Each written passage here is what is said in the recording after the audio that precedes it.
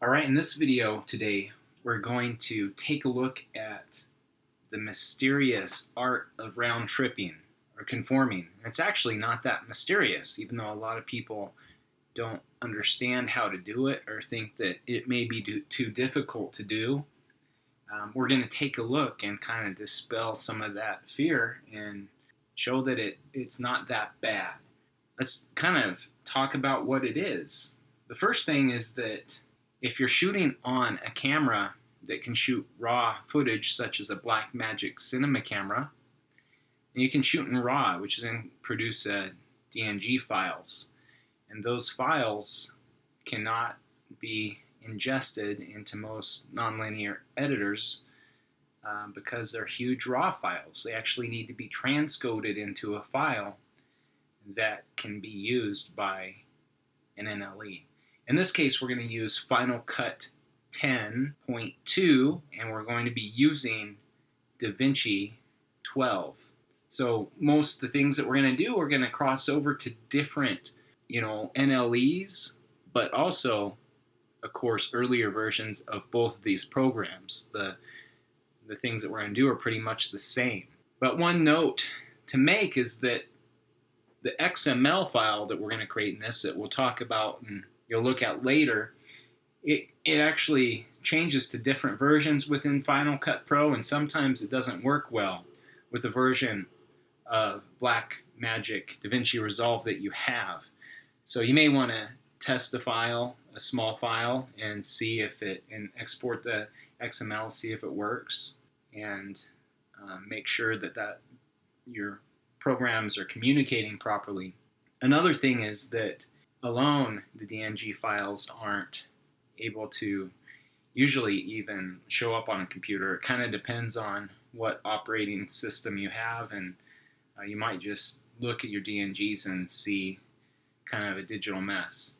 In this case, here are my DNGs that we're going to look at, and you can see that it just shows the thumbnails of the DNGs, and basically this is all one shot from this to the end, and then it has the audio with it. So each time you do a shot, you're going to see a different iteration of a folder, and within it, those DNGs for that shot from beginning to end. What is this process? What it put it in a nutshell is that when you are editing, you can't use the big raw files. They're going to be too heavy for your NLE, for your processor, and so you need to transcode them into a manageable file that you can actually edit. And then when you're done editing the file, you're going to actually send it back into the place where you transcode it in the first place, in this case DaVinci Resolve. And then you're going to take those offline files and you're going to online them, and this process is called conforming. So you're going to get rid of those proxies that you've created, and you're going to then update those to the high-res raw files. Then what you can do is send your files back into the finishing applications, in this case Final Cut Pro 10, and you can add all your finishing effects and your titles and your credits and all of that doesn't need to actually be color graded. So that's the process, and we will go ahead and look at some actual footage for a film that I'm working on. It's actually an episodic series called The Shift, and you can see it here on my desktop. Okay, so the first thing we're going to do is open up DaVinci Resolve 12, and I'm working on two screens, so I just have to drag mine across here. But basically, you'll create a login. If you don't have one, if you've never used it, you're going to create that. Then go into the user that you've created, and we're going to do a untitled project. You can actually right-click on this, and you can hit config and configure this project. In this case, it meets what I'm actually doing, 1920 by 1080 HD square. It's all good, so I'm going to hit cancel. That's great. Now I'm going to double-click, and I'm going to open that file up. So the first thing that we need to do is we need to go find those raw files. And so I'm going to actually show you those files and how we set this project up. So the first thing that we need to do with our project is go into it. Mine is in my footage. So I've created this project that's called Night Refinery Shoot. And within it, I've taken and created two files, raw files and edit assets. The edit assets is going to be empty because it's actually going to contain the transcodes that we make. If we look in the raw files, this is all the footage, the DNG raw files off of my Blackmagic Cinema camera. So each one of these folders represents a different shot. So with that being said, this is actually a file that we're going to create during the process, which I can delete because we don't need that right now. We're going to create it during this process. So you have your project, you have the edit assets that you create, and the raw files. Now you're ready to go. So I move that out of the way, and we're going to go and navigate to that place that we just looked at, created those files, and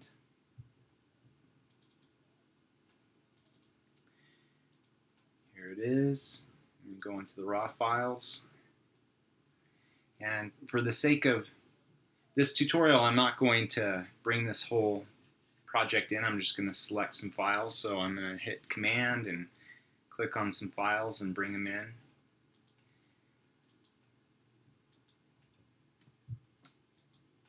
Once you have those files selected, or hit, select all of them if you'd like, just go ahead and drag them into your project. Now that you're in your project, you need to go to the Edit tab. These are into your Media tab. Next we go to the Edit tab. Once we're in the Edit tab, now in this version of DaVinci Resolve, you can actually drag into your timeline and start editing. But in the old versions, you needed to create a timeline, and we're going to do that. But the first thing we're going to do is save this. So I'm going to go to File, and save this project as the Shift Refinery Shoot. Okay, now that you have that created, you can actually right-click here and go to Timelines. We're going to right-click in this area where our footage is, go to Timelines, create a new timeline. Now we're going to name this, and we're going to name this Shift Refinery.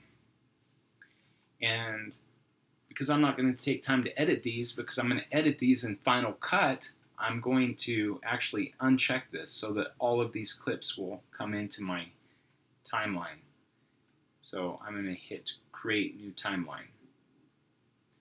Now, as you can see, those clips that I've selected have been brought in.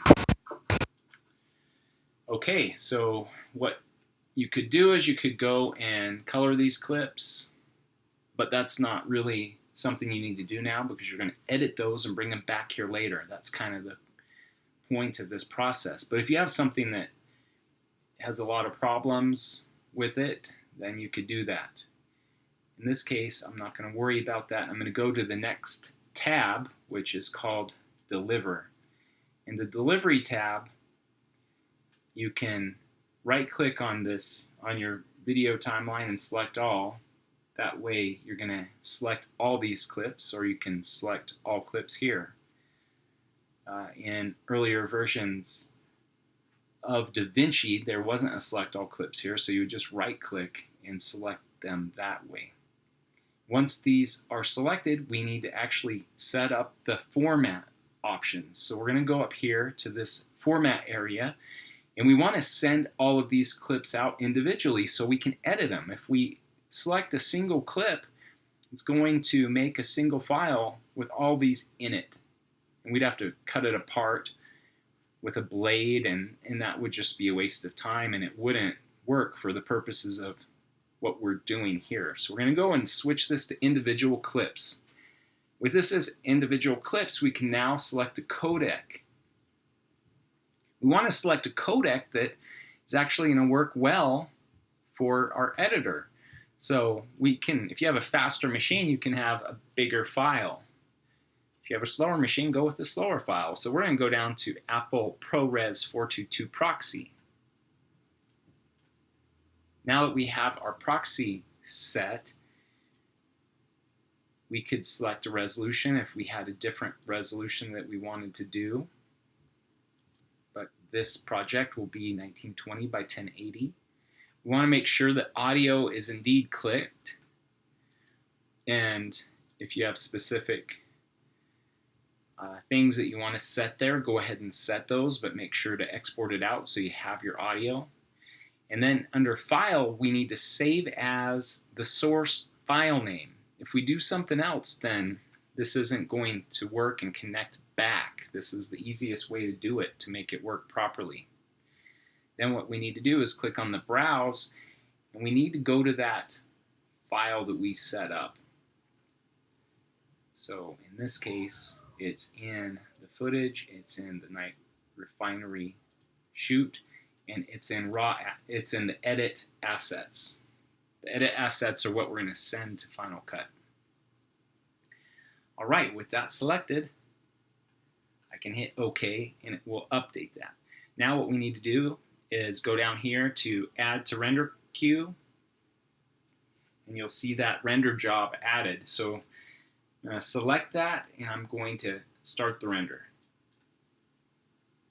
So this is a good time that you could go take a nap if you have a bunch of files, or take a break, or go for a walk, rest your eyes, whatever you do while this is going on, go ahead and go for it.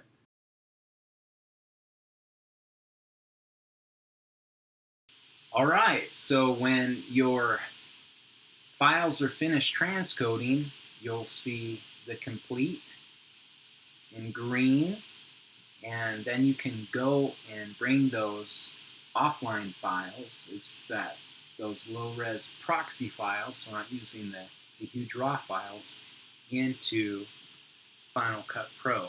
I started out by creating a library, which is my project, and it's called DaVinci, and I created a new event called Sequences, and then I'm going to create a new event, and I'm going to call this footage.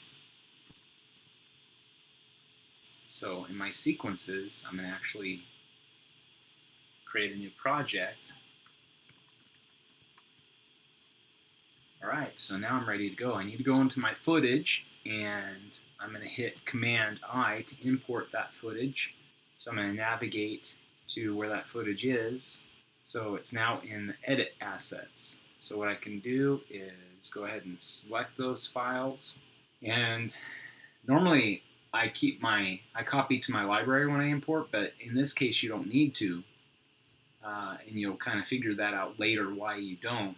But just click Leave the Files in Place, and I'm not going to analyze to fix any problems. I'm going to leave everything else unchecked. I want to make sure that this goes into the footage folder that I've set up. I'm going to go ahead and import those. So now that they're ready to go, I can go ahead and edit them in. Move this to here.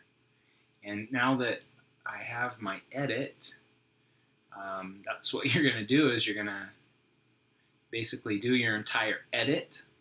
When your edit's finished, then you're ready to take these offline files and online them. And this process is the round trip process, and it's called conforming. Conforming these proxy files to the high-res files that you started with, the raw files.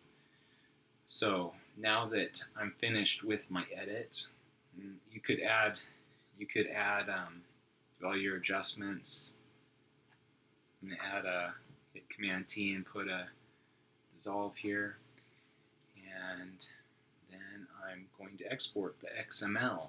So then you go up to File, Export XML, and we'll put it in the same project where all of our files are. We want to keep track of our files so they don't get lost. Okay, now that we have our XML created, we can go into our edit assets that we did in our transcoding step, and we can move those to the trash. Now, don't let that worry you, because the fact is we have all of our raw original files right here. And we want to make room in this for our new transcodes that we're going to make right now. What we're going to do is make sure that we're in our Edit tab, and we're going to go to File, Import XML. And when we do that, we want to import the timeline, so it's going to bring the timeline in from Final Cut Pro. We want to keep the automatically set project settings, and we want to import the source clips into the media pool. And let's make sure to keep the sizing information. If you have mixed frame rates, you need to keep this selected and then hit OK. Now, it says those clips weren't found, which is kind of obvious since we actually went and deleted them. So don't worry about this, say no. It's going to bring up all these logs and tell you there's some issues happening here, and you can see that it's telling us that there's no files.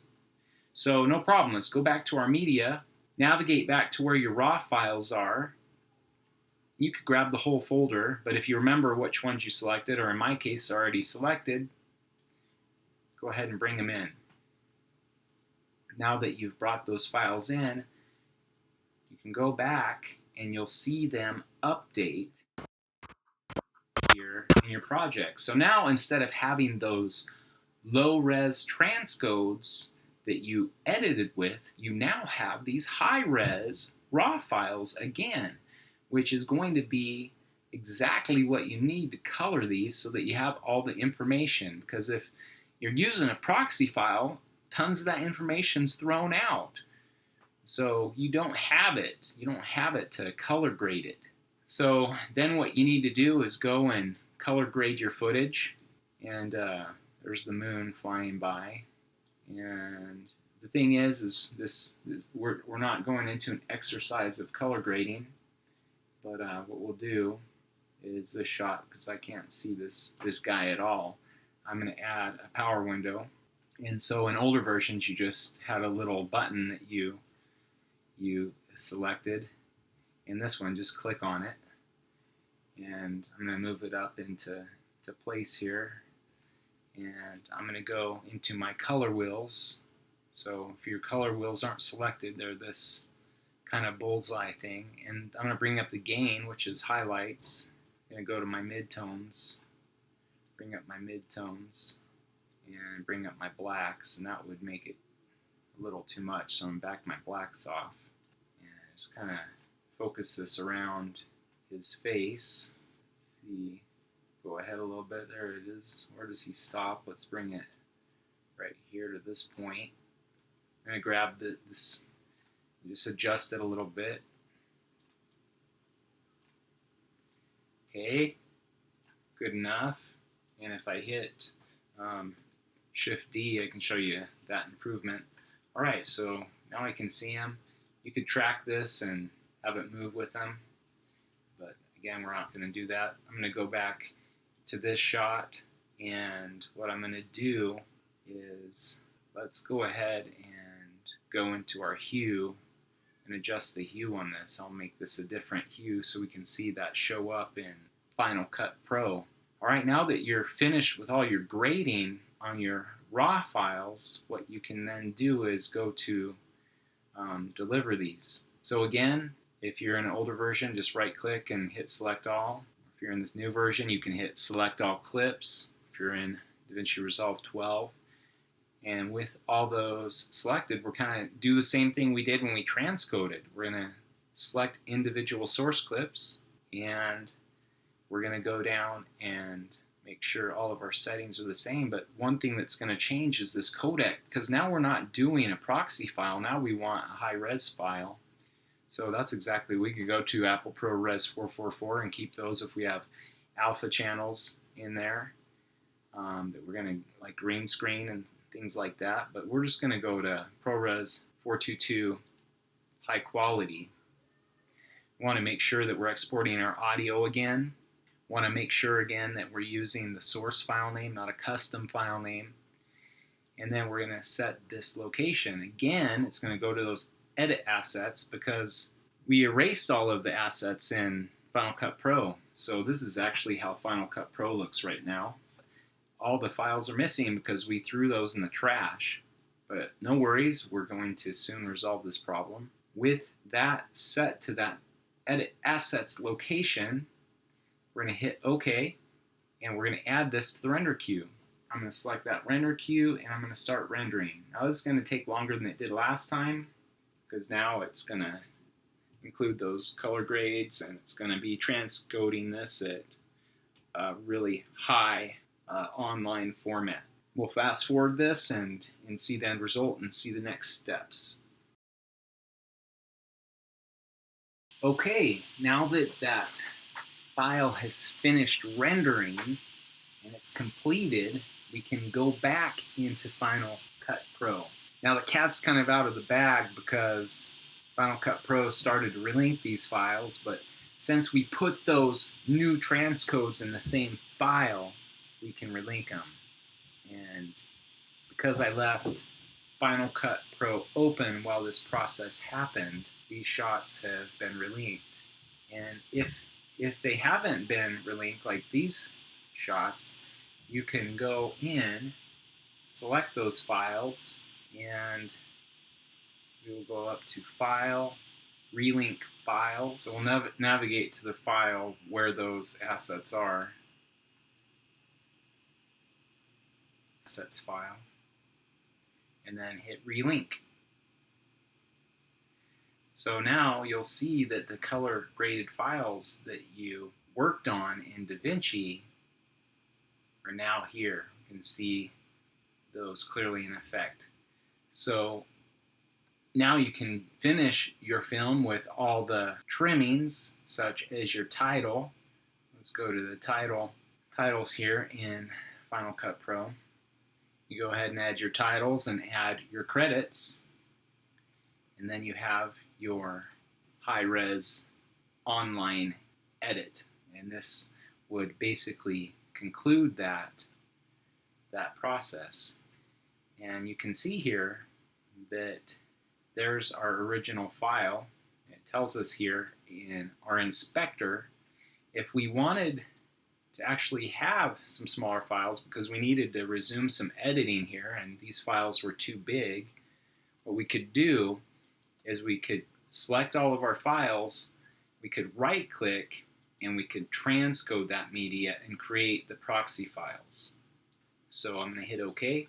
We'll create those proxy files, and once that happens, you'll have proxy files that you can use. So you can come into here and click on this view, and you can select to better quality or better performance. You can switch that media from those originals that you now have, those raw files, to the proxy.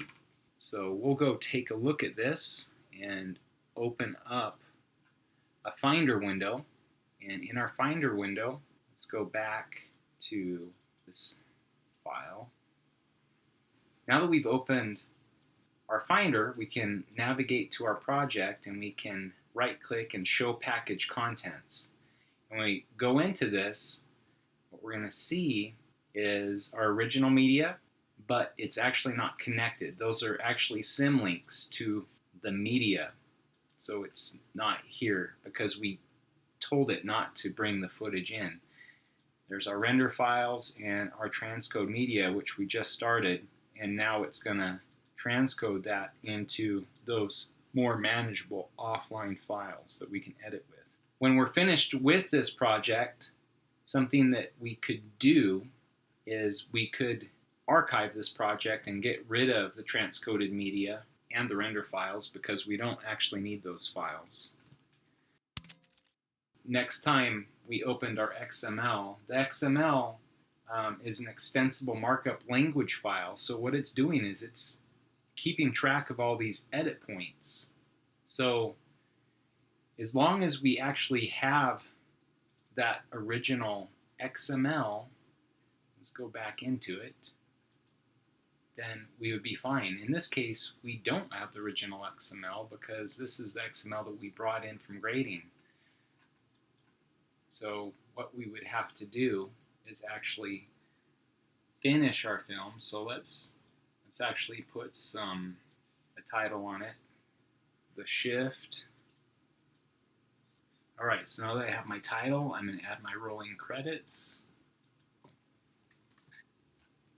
All right, and that's finished. Then I can go in and export this. I can export it as a master file, which I want to do because this is actually my finished film. I want the greatest quality possible. And then I would take it in and encode it for DVD. I don't make DVDs out of this section generally. But if you were then going to take it to anything else like YouTube or Apple devices, go ahead and choose that and export it. But for your final high-res film, go ahead and choose the master file. So with that said, when you're finished with everything, go up and export another XML. So there's the one that you had earlier to send it to DaVinci. And this time you're going to actually name this one Final Cut. Okay, awesome. So now you'll have this to refer to if you ever need to link back to your files. It won't be a problem. So if these were somehow wiped out, it would not be a problem at all because you have your raw files. So going and taking a look at the project, I just saved mine in the movies folder. Show the package, right click and show the package contents. We can actually look at this original media and you'll see that it's symlinked. So that's okay because we can connect to that original media and all of our information is contained within this library file, this Final Cut file. So hopefully the mystery of round tripping has been dispelled and this process makes sense, and I hope that it helps you to create better films that have more high-end color grading than you could ever obtain from just the tools that are in Final Cut Pro, because the Final Cut Pro color generator has a limited ability for great effects as compared to what you could actually do in DaVinci. So good luck, and hope you enjoyed this tutorial.